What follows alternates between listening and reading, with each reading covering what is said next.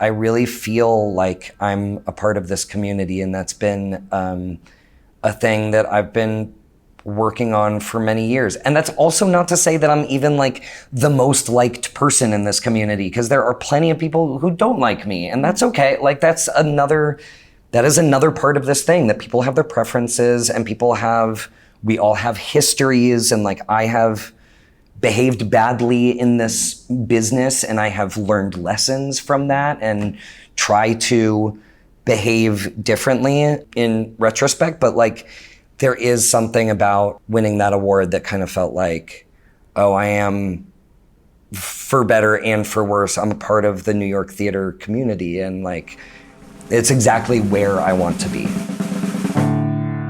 Filmmaker Magazine presents Back to One with Peter Rinaldi. Will Brill is an actor. He sat down with me on the Upper West Side of Manhattan to talk about the work.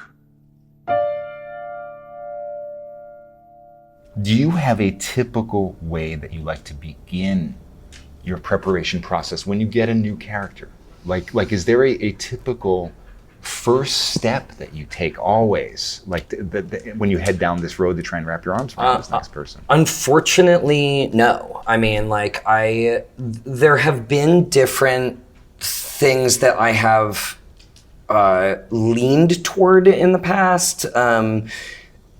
I think Reg, who I'm playing in Stereophonic, is like a vestige of this older way of working that I had, which was I would always try to find a character's voice first. And because it's, when you sit down and you read a thing, it's the first way that you can connect. Like if you've never read the thing before, you can just start saying the guy's words, and however he's coming out of your mouth is a clue into what your in is going to be. And so for Reg, like the first time I read him, he sounded pretty much exactly like what he sounds like now. But also I started working on this play. The first time I worked on this play was 9 years ago. So I've been like doing other stuff along the way, and like finding new processes and playing people who are closer to my own personal lived experience. Even though Reg is like very close to my lived experience, he is also, from a different part of the world. And but yeah, I would say that like, especially nowadays, I don't really have, there's more and I hate admitting this, but there is more consideration as to the practicalities outside of the project than I had when I was growing up or when I was starting in the industry. Like when I was at my like creatively most fulfilling 12 years ago, not to say that I'm not creatively fulfilled right now, but like 12 years ago, I remember feeling so alive and so stimulated. And I was also like sharing a mattress on the floor of my best friend's living room, and like I could just do that. And nowadays, like when I get like a script for a horror movie, I'm like, okay, I'm gonna be working nights and I'm gonna be bloody and sticky for like most of the shoot. Am I feeling up to that? And is the money worth it? Right. So that's like a different thing that I'm sort of like annoyed at myself has become a part of the. But should that really be annoying to you? Shouldn't that be a great sign that you are in a place where you can have those thoughts? Yeah, and that I've learned something, that I've like had the experience of being on a terrible shoot that was horribly uncomfortable, and sort of like knowing about myself that, I don't take to, I think there are people who do take to that kind of situation, and I'm just not one of them, and I do feel lucky to know that about myself. And I'm sure if the other factors were like, this was a director you always wanted to work with, you'd be sticky as hell and loving it. Sure. Right? Yeah, absolutely. I mean, totally. that factors in too, right? Yeah. Let's like get yourself off the hook here about that. I imagine you've probably heard there's like a rule that a lot of actors try to live by, that there's like a triangle of like money, people, and material. Yeah, and if you have like two of them, then you like right. have to do the job. Right. But if right. one of them like really overweighs the other two, Right. you should still do it. Yeah. And that seems like a good thing to live by, because it's also about your health, right? I mean, your mental health. that's the product you're giving us too. You're working with that tool for us. Yeah. And if you're not in your best place mentally, you can't give it to us properly. There is it's wild. Maybe the conversation steered in this direction just because it's like on my mind and in my emotional field right now. But you know, we're negotiating right now to extend the run of Stereophonic, and one of the big like negotiating points along the way has been how many performances we're doing in a week. We're doing 8, and for a 3-hour, 20-minute show, it's a lot. And for some of the emotional and physical expenditure that the show demands, it's really tough. And so there has been this whole talk around like health days, like, which, you know, paid days of leave where you can go like take care of yourself physically, emotionally, mentally. And we're just like in the thick of it right now. I've been like really struggling with the whole dynamic, but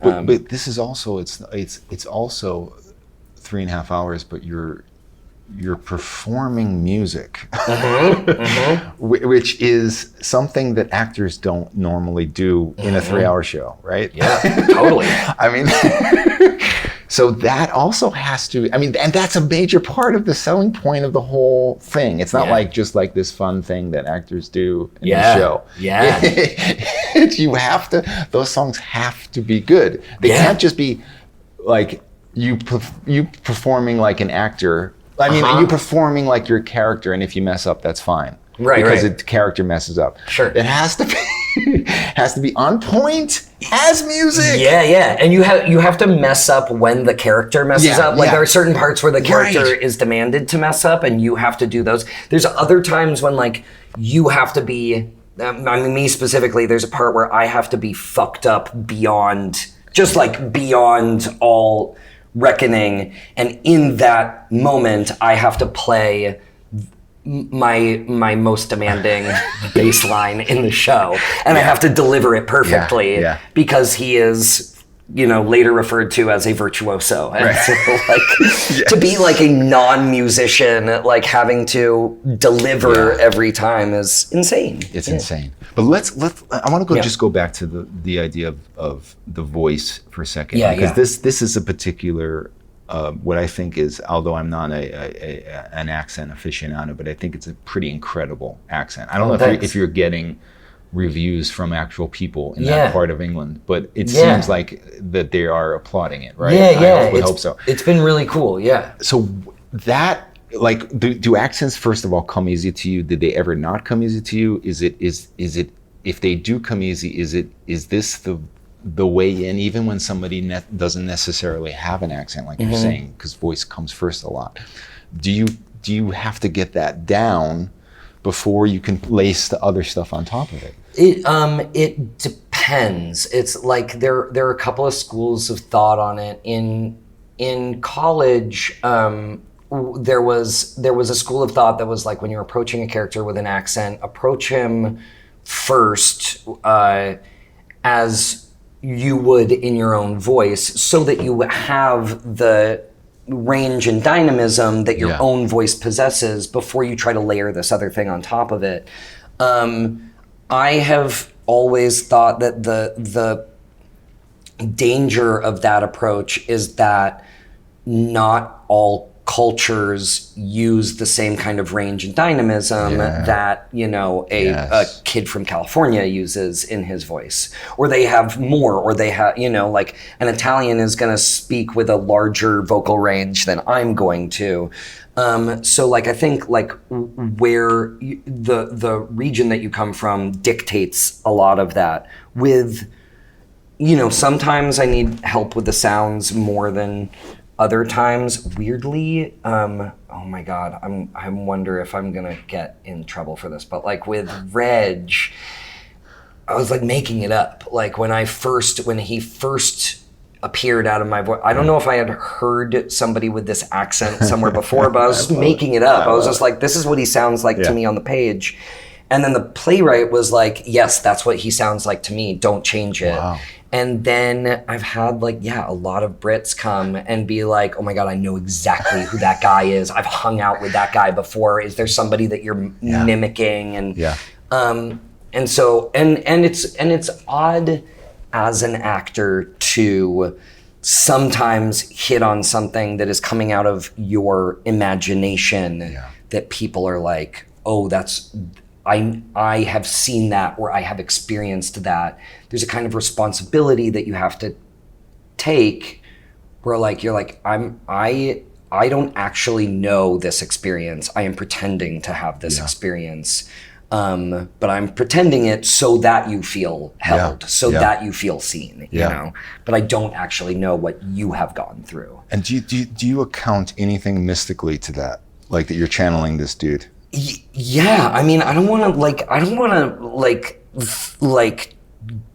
try to figure out too deeply exactly what is happening, but I do feel like in touch with something. I mean, when this is at its best, people want to dissect what happened on stage. Yeah. And sometimes you come off stage and you're like, I blacked out. I don't know what happened. I was, having a great time, I think, but I don't really recollect all of it. This play is kind of different because it's so emotionally and physically taxing that often you go out and you're like, okay, how is my voice going to handle screaming today? And that sort of can pull you out of the experience. But when it's going gangbusters, it's your just channel is open and something is coming and possessing you for a little bit. Let's step back for a second and talk to me a little bit about when you decided that you wanted to take this seriously, this endeavor of acting. Was there a moment? Was there an experience that brought you from being mildly interested in this to I want to do this with my life? To my parents' credit, when I was 5 years old, I got on a table at Thanksgiving and I announced to everyone I will be singing my song now, which nobody had expected. And my parents were like, oh, he's a performer. This is why he's bad at sports. He's, he wants to sing and dance. And they threw me into children's theater, which was amazing. And they drove me to children's theater. And I grew up loving it so much that it was really, I barely thought about other things. It was kind of a foregone conclusion that I would perform in my life. I don't think I seriously considered anything else other than, I mean, I was really obsessed with magic and I thought I was going to be a magician for a while. And then there was a moment where I felt so strange that I had happened into the Bay Area in California, being born into a middle-class white family. All of a sudden when I was 12, I realized what kind of a cosmic jackpot that was, how easy my life had suddenly become. I was very young when I sort of gained this knowledge that as far as the entire world and the entire population, I've been given a leg up somehow. And I felt kind of existentially guilty, and I felt this sort of burden to give back in some way. And embarrassingly, the first way that I thought I should give back was I should join the American military. That's the thing I should do to give back. Yes. And that idea dissipated very quickly. Thank God. But over time it was sort of like kept with the performing and kept with acting, and it became this like desire to sort of like unearth myself and unearth the like potentiality of the human experience. And like it took a lot of years, but like eventually what I realized I was doing was trying to create an empathy machine, which I think theater and the performing arts are at their, you know, when they're really firing on all cylinders, is like creating an opportunity for people to see themselves and to grow by seeing themselves. And I was like, okay, well maybe this is what I could be good at. And I really like, it took me a long time to realize that that's what I was doing, but there was a lot of just sort of like marching by rote, like toward the thing that felt good. And I had a crazy amount of support to do it. Is there a moment where you felt like you went from not being in control of your craft to being in control? And what was that? Can you tell me what it was? Or maybe you were watching someone and you took from them something that has helped you still. I just want to see if I can pinpoint a moment where it's like, all right, now I know how to do this. Like, I don't think anybody still knows how to do it, right? Yeah, totally. I think that's what I've learned from this podcast. Like, there's surgery that's done, and somebody could be like, all right, after the 7th one, I know how to do this now. And they can go to the person and be like, ma'am, you're in good hands here. Yeah. You can't go to a director and say, you're in good hands here, because that otherwise I don't think that's a good actor. An actor might be like, totally. Right? If you're a good actor, you're like, I don't know if I could do this, but I want to try. Yeah. Even after you've won an award, top award, right? Yeah. I mean, I think unfortunately, like that's my answer is like, I know that there were times when I looked at other actors and said, I don't know how they're doing that, and I don't think I'll ever get to that level, but I would like to try. Like that's the thing that I'm working toward. And this is a lesson for like a lot of my life, but I have sort of come to peace with like not knowing what other people see in what I'm doing, knowing that it's working and knowing that I am enjoying myself. But I'll tell you, like, still a lot of the time I get a piece of text to audition for and it really resonates with me, and I think I have an in on this that nobody else could, and I record my audition and I look at it and I say, that is fucking bogus. He's so bad. Like, this guy should... Like, who told him he could act?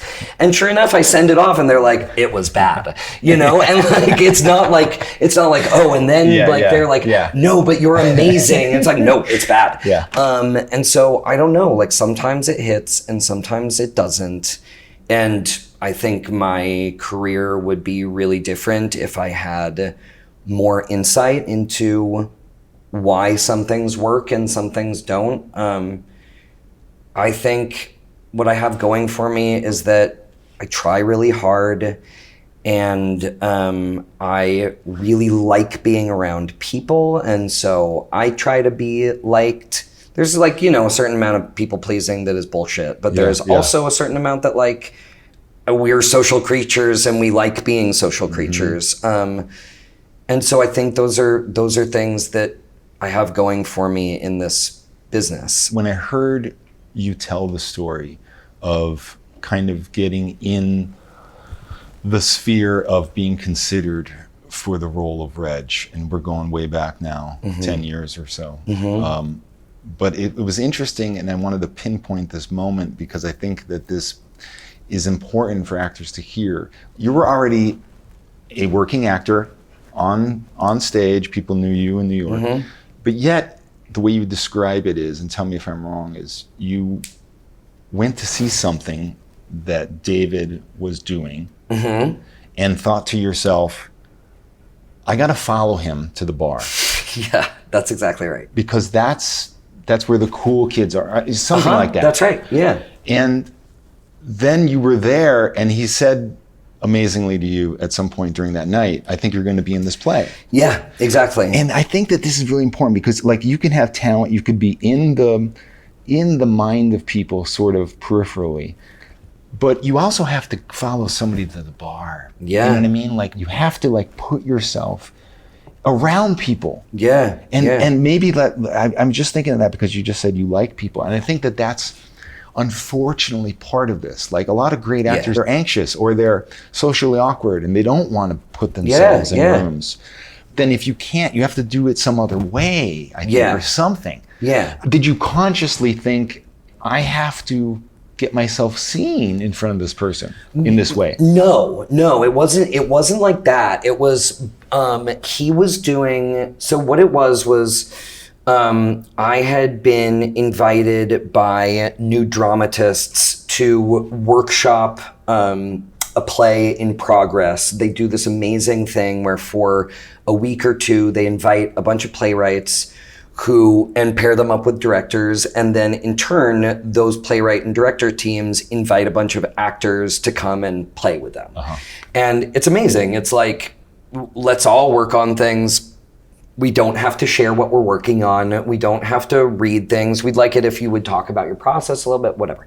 And so I was working on a play that Kate Fodor was writing and Eliza Costable was directing. And then I saw David Adjmi talk about this play that he had written 7 pages of. He was like, mostly we watched YouTube videos, but we hung out and I wrote 7 pages and who knows if it will be anything. And I saw that the people he was with were Alex Hurt and Rebecca Hart and Tom Ryan, who I had been a long time admirer of, and my new-ish friend Gail Rankin, who I had done a play with several years before. We played brother and sister for a year.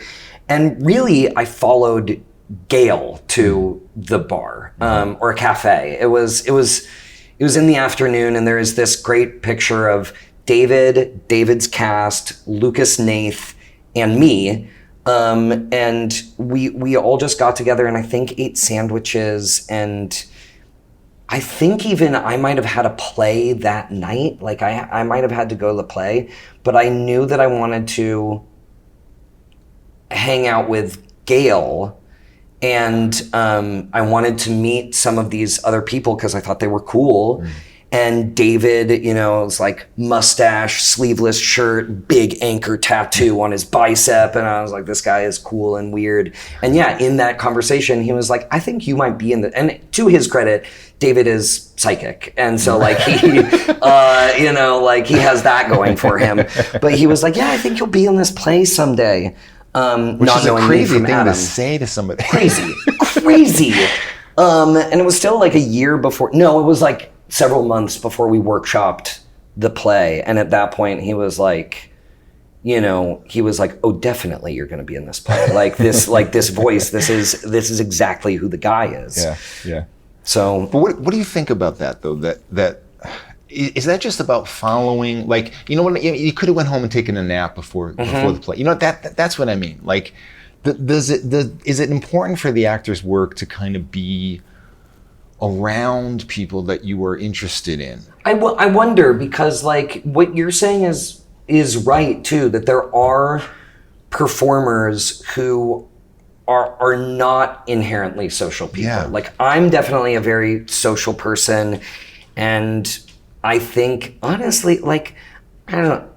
Okay, I won a Tony, sure, but like I don't know that I'm like the best actor. Like I think like I'm a very personable person, and I think like half of the jobs that I've gotten are because like I'm fun to be around and I'm fun to have in the room, and I like really, and sometimes I also worry that I like joke around too much in the room, but like I think that I am I think part of the thing that puts me in the place, like as much, if not more than my talent, is like that I'm a good teammate and that I'm like a fun person. And I wonder for people who struggle more with wanting to be around people or wanting to be social, what it is like for them in these situations. I imagine it's really different. For me, it is, I went and did a job in Toronto and was really sad. And like, I was a couple of years out from my divorce, and I was really disillusioned with New York, and I was like, maybe I want to be somewhere else maybe I want to live somewhere else. And eventually I was like, oh no, I have a community and I need that community. And then I came back and, me and my friends put up Uncle Vanya in a loft, and it was like maybe the most transcendent theatrical experience in my life. Like, talk about that, because were you already a Chekhov fan before that? I love that. Really, yeah. I mean, I'd never seen Uncle Vanya. I had like maybe read Vanya. Yeah. I don't know that I had actually read the whole play. We hadn't had a Chekhov class in school, so I didn't really know him very well. Yeah. I had seen some plays at like the Oregon Shakespeare Festival and really enjoyed them. Yeah. But I didn't exactly get the hype. And then when we started working on it, because it was really just like, I was trying to figure out things that I could do with my friends, things that Cromer would want to do. Yeah. And when I pitched Uncle Vanya, he was like, oh, can I play Vanya? And it was my friend Julia Chan who pitched Vanya to me. She was like, we should do Vanya together. And then this group of people came together around me and David, I guess. And when we started working on it, Marin, Ireland, and I were like, and Julia, we were like, this is the most difficult thing we've ever done in our lives. This is like, why did we do this? Why did we decide to sell tickets to this? This is so embarrassing. Yeah. And then, but like, it wound up being so fulfilling also, as I think like. Did that thought ever go away though? No. Oh, no. Oh, hell no. No, I mean, like, every single performance, it was like, oh my God, the drunk scene was so unbelievable. It was so stupid. Like, I can't believe, like, we're going out and embarrassing ourselves. And, like, Julia and I would text each other every day about, like, the seduction scene that we would have together and just be like, wow, it's really... It's dead. We can't find it. It's all one note. We would be like, are we doing anything worthwhile? And then it would go through like phases. It would be like the drunk scene was really fun and really great, but like nothing was happening in the seduction scene. And then they would switch. But like kind of all through, like that challenge was so fun, was so delicious. Like going out there and not knowing what was going to happen and then hearing the audience ride the wave with us was, I mean, it was so electric. It was so much fun. What about the intimacy factor? I mean, it was like, it was so dreamy. It was like we had only one big room for our dressing room. Yeah. So like, it was like, there were these amazing 80-year-old women in the show who I was like, changing next to every day. And like, so like the HR jokes were amazing. But like that kind of intimacy was unbelievable. And then like whenever anybody had anything personal that they were going through, there was no hiding. Like we were all right next to each other constantly.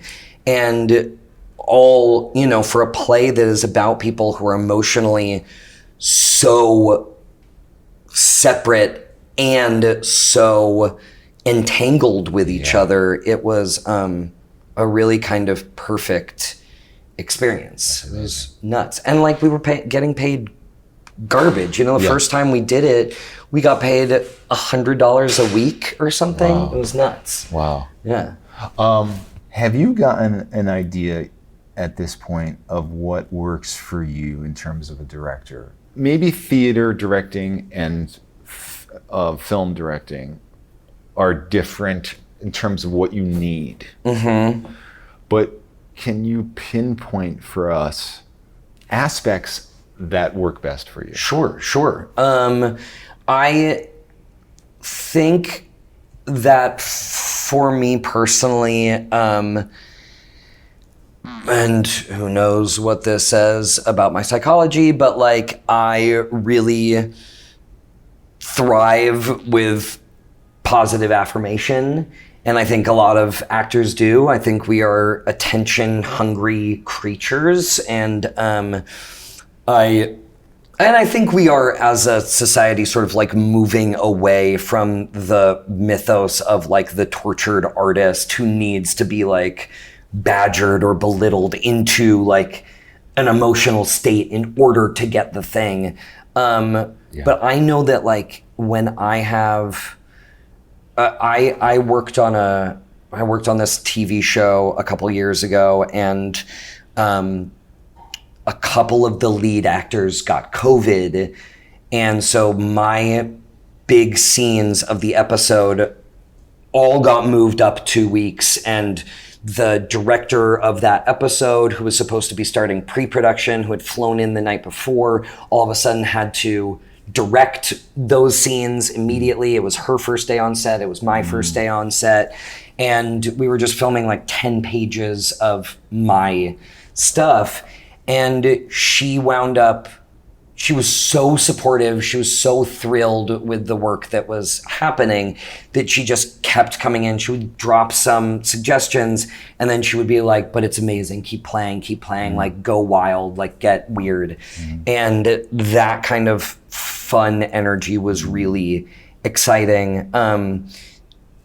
14 years ago, I did another band thing. I did a movie with David Chase where I was in a band and I was playing guitar. And after the first week of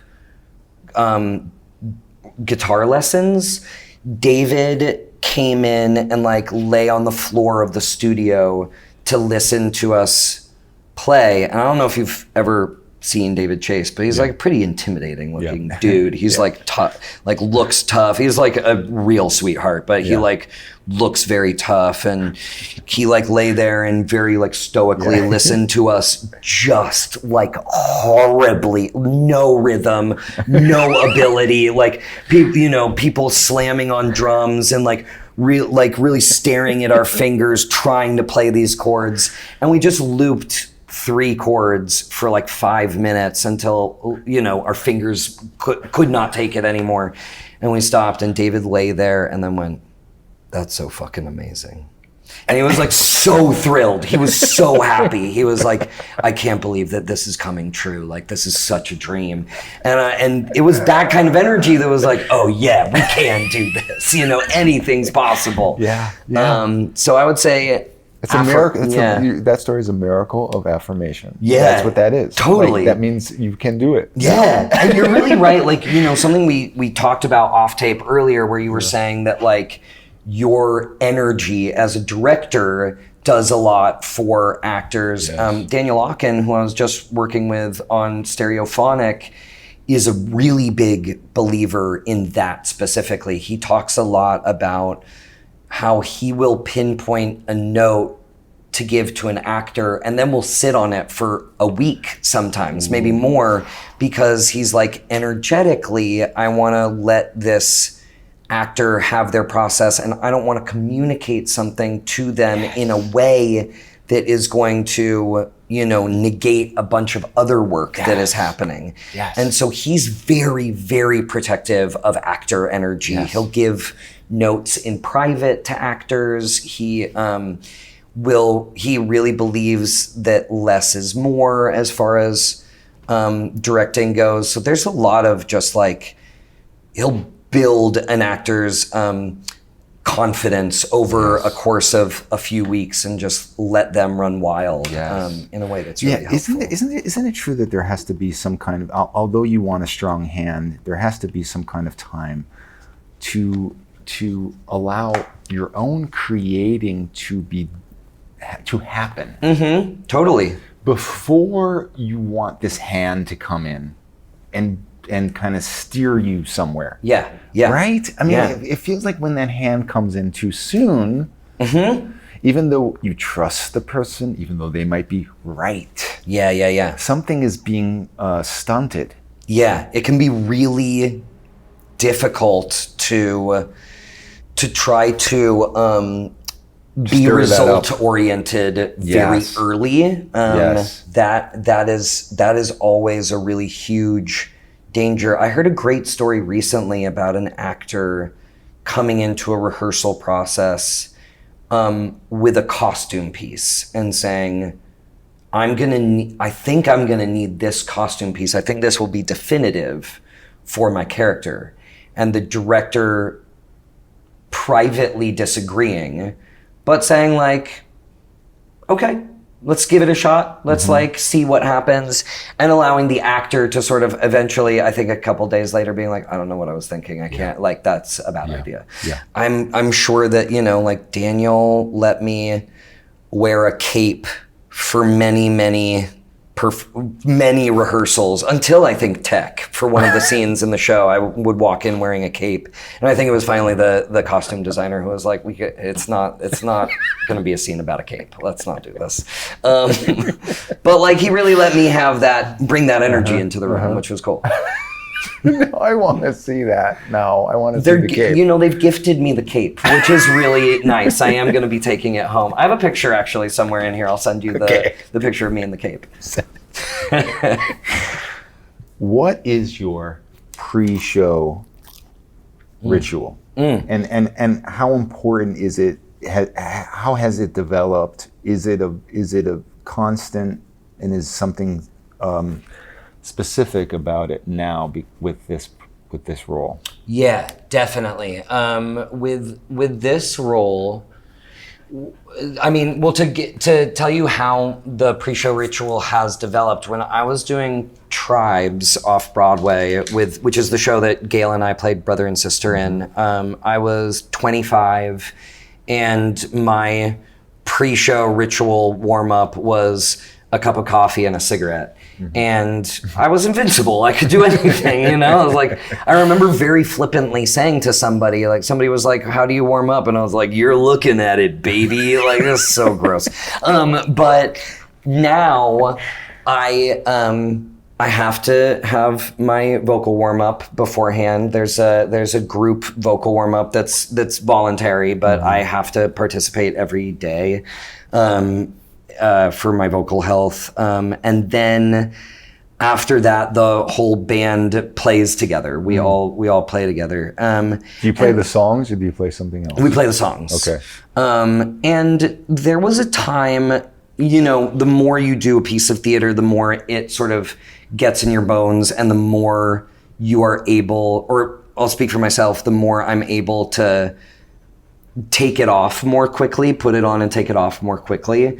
Like at the beginning of the run, I would say like I had to meditate before the show. I had to really like get in the zone of Reg. And then after the show, it would really take me a long time to let all of that energy dissipate. And now like I can put him on and take him off pretty quickly. Thank God, because he's a lot to live in. But like, some of the physical stuff is still a challenge. I mean, we were talking, I mentioned earlier that we were in this conversation about health days in the negotiations. And that is because the problem with doing a really physically taxing role over a period of time is that it damages your body. Like there's no way around that. And it's why dancers, you know, end their careers by 30. And so like I'm today having an extra session with our vocal coach so that she can help me out with my larynx. And then like next week I have an hour session with our physical therapy person to see what we can do about my voice. That stuff is really real and continues to be a fluctuating part of the process. Because you don't want to like go out and give a compromised performance. You know, you want people to see the play is about people who are destroying themselves, and that's part of the thing you have to show. Have you ever been in a play that went on so long that you were praying for it to end? Yeah. Yeah, I'm not going to say which, Oh, but of course not. No. Yeah. But what do you do? Because people are paying to come see that. And you're praying for it to end. And so how do you? What do you do to keep the idea of somebody's out there excited to see this, and I need to bring everything right now. Yeah. Even though I don't feel it. I mean, that has to be part of the paradigm. That's kind of an unshakable, like, the show is the show and I have to do the show. When it's really, really hard, you rely on your people, the people that you're there with a lot. And usually it is a very cool, very wonderful tribe that actors have, but sometimes there are personalities that clash and it becomes hard to even find your support system inside of the show. And when that happens, it can be really, really tough, but usually there's a way to like entertain yourself throughout the process and to keep making yourself giggle or tickled or touched in some kind of way that keeps the thing alive. I haven't ever gotten to the place where I don't have somebody who I feel supported by, or like I don't have something in the material that I can enjoy. Like I've never been in that place, but I have been in the place where like, oof, this is long in the tooth and I need to, and I'm counting my days. I think most actors have gotten to that place. A very interesting thing happened when you won the Tony Award, which is I was around a bunch of actors that night. I don't know who knew. I didn't know the Tonys were on. Oh, cool. And I don't know if either they did and pretended like they didn't know, or they didn't know. But at one point somebody said, "Oh my God, Will Brill won the Tony," and it wasn't like it was. It was said like it was a friend. But then what happened is, on social media, a lot of the people who I know were posting stuff and saying stuff about you that like it was like one of us won. Yeah. Right? And it was like a nice thing that I don't normally see. I want to know what you do now to keep that aspect of yourself. Even though you've hit the stratosphere in terms of success, right? Not everybody gets a top acting award like this, and yet still stays as the working actor friend person. And I think that there's something very valuable about that. That I think that's what got you here in a way. Yeah, totally. Agreed. And do you think about stuff like this? Yeah, absolutely. I mean, I don't think the Tony will necessarily like change my life. And like, I've spent many, many years sort of, it's so complicated. You spend so many years being like, we're not doing this for awards. Yeah. I don't care about Tonys. I don't care about Emmys. I don't care about Oscars. Like, this isn't the reason that we do this thing. But like, then you get nominated and your 7-year-old brain like lights up and you're like, holy shit, me? Yeah.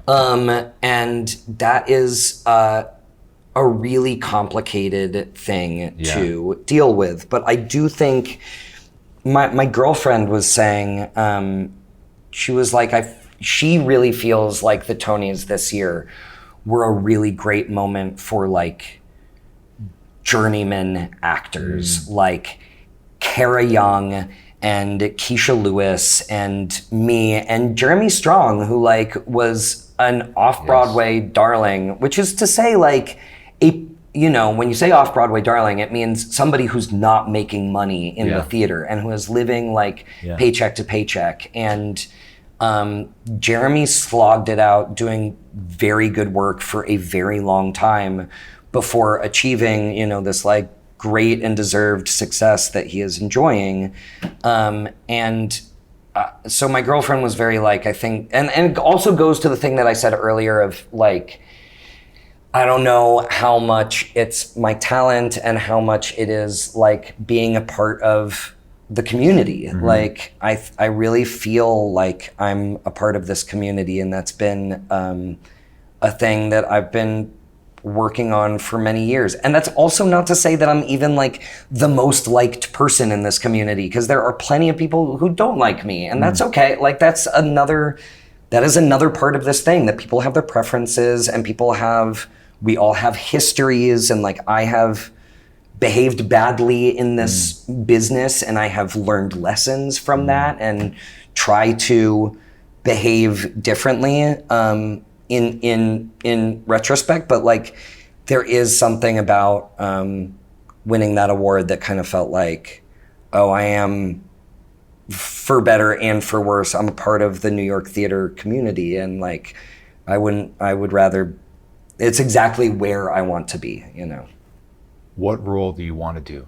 I don't want you to be specific. I always tell people, you don't have to be specific. I want you to be specific. Tell me what role you always wanted to do and you want to do it now. It's crazy.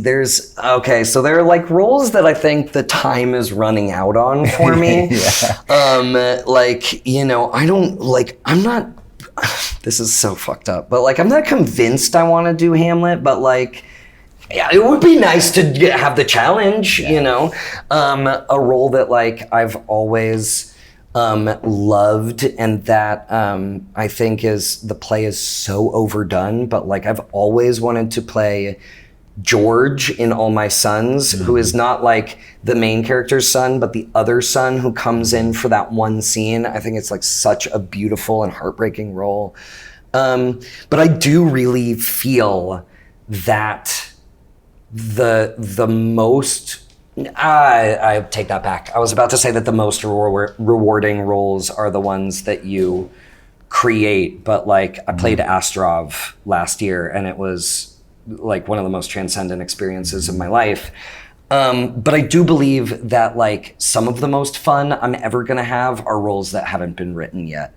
I mean, this version of Roy Cohn that I got to play in Fellow Travelers was a fucking miracle of a role in a miracle of a process. And playing Ryan in A Case for the Existence of God with my homie Kyle Beltran, like that was an absolute dream role. And playing Reg has been a dream. And like those were three things that didn't exist before, you know, I guess Case was written, I'm not sure when he finished Case, 2019, 2018? Anyway, but you know, they didn't exist for a period of time. So I really believe that the best things are yet to come. And I am really fucking excited to see what they are. Thank you so much, Will Brill. Dude, I really appreciate it. Thank you. What a pleasure this has been. Such a joy. Back to One is a production of Filmmaker Magazine, which is a publication of The Gotham. Listen to back episodes of this podcast at filmmakermagazine.com or wherever you get your podcasts.